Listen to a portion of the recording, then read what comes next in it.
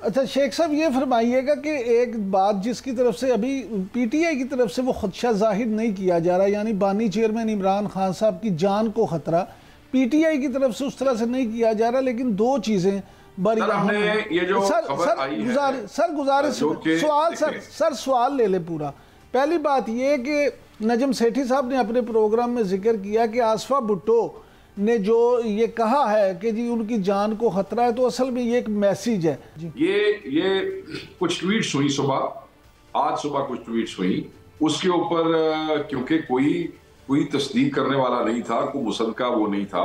उसके बाद हलीमा खान साहबा का एक ट्वीट आया, पॉलिटिकल कमेटी की मीटिंग इस इशू के ऊपर बुलाई गई है, तमाम पॉलिटिकल कमेटी इकट्ठी हुई है और उस मीटिंग के ऊपर बाकायदा तौर पे उसका एलामिया हम थोड़ी देर बाद इशू करने लगे हैं। और हम अपने ऑब्वियसली हम खान की जान, उसकी सेहत, उसकी ज़िंदगी, उसकी सलामती से ज़्यादा इंपॉर्टेंट हमारे वर्कर के लिए, हमारे जिम्मेदारान के लिए और कुछ भी नहीं है।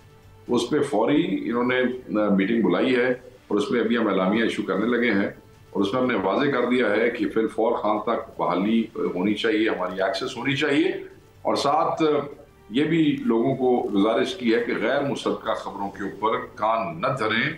खान की ज़िंदगी के हवाले से, सेहत, ज़िंदगी, सलामती के हवाले से हम कोई कॉम्प्रोमाइज़ नहीं करेंगे किसी भी हवाले से।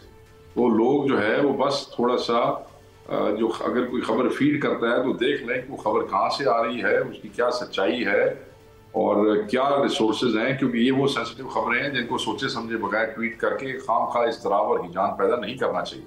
तो उस पर बाकायदा तौर पे टॉप जिम्मेदारान की मीटिंग हुई है, उसमें सब लोग मौजूद थे। अभी हम एलामिया इशू करने लगे हैं। खान साहब की जिंदगी और शेर से ज्यादा हमारे लिए इंपॉर्टेंट कुछ नहीं है। अच्छा शेख साहब, ये फरमाइएगा कि इंसदाद दहशतगर्दी की एक अदालत ने बानी पीटीआई को कसूरवार करार देते हुए 9 मई के वाक़यात में उनकी 8 मुकदमात में जमानत जो है वो खारिज कर दी है, तहरीरी फैसला भी आ गया। तो आप क्या समझते हैं कि इससे बानी पीटीआई की रिहाई मजीद ताखीर का शिकार हो जाएगी? ऑब्वियसली जी, जिस वक्त जमानतें कैंसिल हो जाती हैं तो रिहाई और ताखीर का शिकार हो जाती हैं, तो कॉमन सेंस की गल है। मगर दूसरी बात यह है कि ये तो एक बेसिक नीचे वाली कोर्ट है ना, उसके बाद हाई कोर्ट्स है, हाई कोर्ट के बाद जो है वो सुप्रीम कोर्ट है, एपलेंट कोर्ट्स यहाँ पे मौजूद है। इंशाल्लाह हमें अल्लाह ताला से उम्मीद है कि चीज़ें बेहतर होंगी और ये जो जदोजहद है ये जारी रहेगी खान की रिहाई के लिए। शेख साहब, ये फरमाइएगा कि ये बार बार वहाँ जो केपी को लेके गवर्नर राज की बातें की जाती हैं, तो क्या आप समझते हैं वाकई हुकूमत ऐसा कदम उठा सकती है या ये सिर्फ गिदर बबकियाँ ही हैं? नहीं, ये तो ऐसे ही फजूल बात है।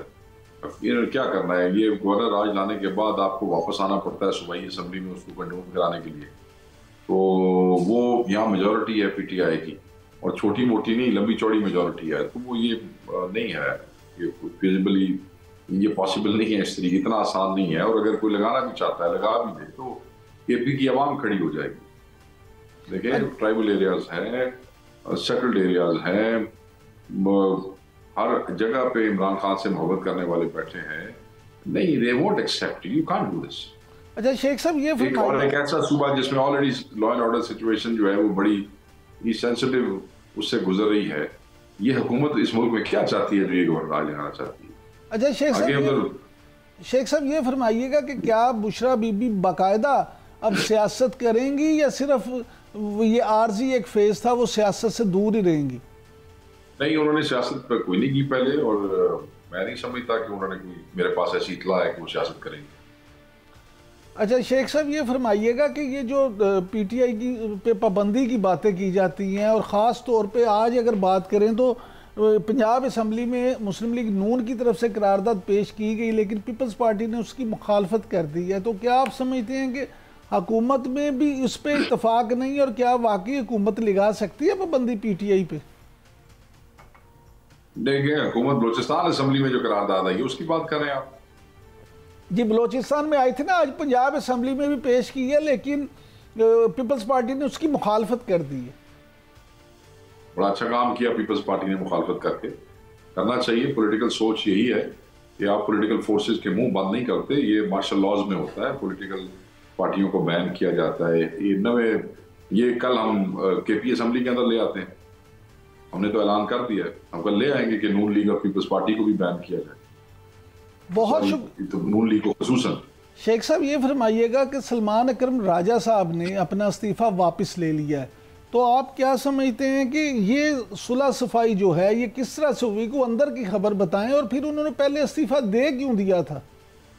सर वो जो उन्होंने इस्तीफा क्यों दिया है ये तो आपको खुद बताएंगे, मगर अंदर की खबर सिर्फ ये है कि पार्टियों में छोटे मोटे खड़के धड़के लगे रहते हैं और पार्टी ने उनका रेजिग्नेशन एक्सेप्ट नहीं किया, so he is working as a general secretary, end of the story.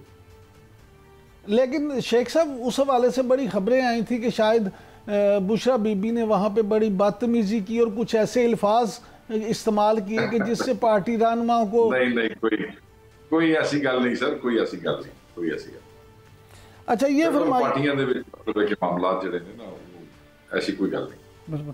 अच्छा शेख साहब ये जो वाकयात हुए वहाँ पे और लाशों का जिक्र हो रहा है, पीटीआई अपने दावे करती है, हुकूमत ये कहती है कि ये सब कुछ फेक है, और आज अताउल्लाह तारा साहब तो ये फरमा रहे थे कि ये लोग बगैर सबूत के लाशों की सियासत करते हैं। पहले आपको सुनवा देते हैं कि वो क्या कह रहे हैं, फिर आपकी राय जानते हैं। जी शेख साहब। मेरे ख्याल में ये जो वज़ीर इत्तलात है इनकी अपनी इत्तलात जो है वो गैर मुसद्दका है और ज़ईफ़ है, और मेरे ख्याल में बरेश आदमी है, इन्हें कुछ अपनी दाढ़ी का भी ख्याल रखना चाहिए गुफ्तगू करने से पहले, और सच बोलना चाहिए। इन्होंने बड़े सियाने हैं, इन्होंने कहा कोई टीवी चैनल जो है उसने नहीं दिखाया। ऑब्वियसली टीवी चैनल्स की DSNGs हमारे साथ थी, उनके रिपोर्टर्स हमारे साथ थे, उनके वर्कर्स वो तो बेचारे रिपोर्ट करते रहे, ठीक है जी। और पूरे का पूरा सोशल मीडिया जिसमें हर वो सहाफ़ी जो किसी चैनल का मुलाजिम है उसका अपना एक यूट्यूब चैनल है, अगर चैनल वहां नहीं चलाता ना तो वही नौजवान वो फुटेज जो है अपने यूट्यूब चैनल पे चला देता है, ट्वीट कर देता है। तो मैं ये समझता हूं कि इनको वो जरा देख लेना चाहिए सोशल मीडिया मुंह जो निकले नहीं ना देख, क्योंकि वो टीवी तो कंट्रोल कर सकते हैं, ऐसे कंट्रोल नहीं कर सकते। सबने दिखाया है, BBC ने 10 हलाकतों की कंफर्मेशन की है, हमारे पास 8 थी, फिर 8 से 12 हुई। जब हमने प्रेस कॉन्फ्रेंस की तो हमने कहा 12वें का जनाजा जो है रात 8 बजे है। ये जो बुलेट वुंड्स हैं, ये जो शहादतें हैं, ये जो अस्पतालों के अंदर लोग हैं, आज भी चीफ मिनिस्टर KP जो है लेडी रीडिंग हॉस्पिटल में उन मरीज इंजर्ड जख्मी जो वहां से आए हैं एहतजाज से वापस, उनकी आदत के लिए गए थे, किसी को इधर गोली लगी हुई है, किसी को इधर लगी हुई है, किसी को टांगों में लगी हुई है। ये एक ही सारे पाकिस्तानों अन्ना समझते ने, ये सारे पाकिस्तानों पागल समझते ने, डोरा समझते ने, एक ही समझते ने कि पाकिस्तान के अंदर लोग एग्जिस्ट ही नहीं करते। वो जो कहानी ये फीड करेंगे टीवी के ऊपर बैठ के लोग मान लेंगे, यार अल्लाह से डरो। लेकिन शेख साहब उस तरह तो वज़ीर नहीं हुई, या कोई बंदों को गोलियां नहीं लगी, या कोई बंदे लाशों की सियासत, वो जिनकी लाशें तुमने उठाई हैं वो सियासत तो नहीं कर रहे। सियासत तो करते अगर वो 12 की 12 शहादतों वाली लाशें वहां डी चौक में रख के बैठ जाते, वो तब सियासत करते।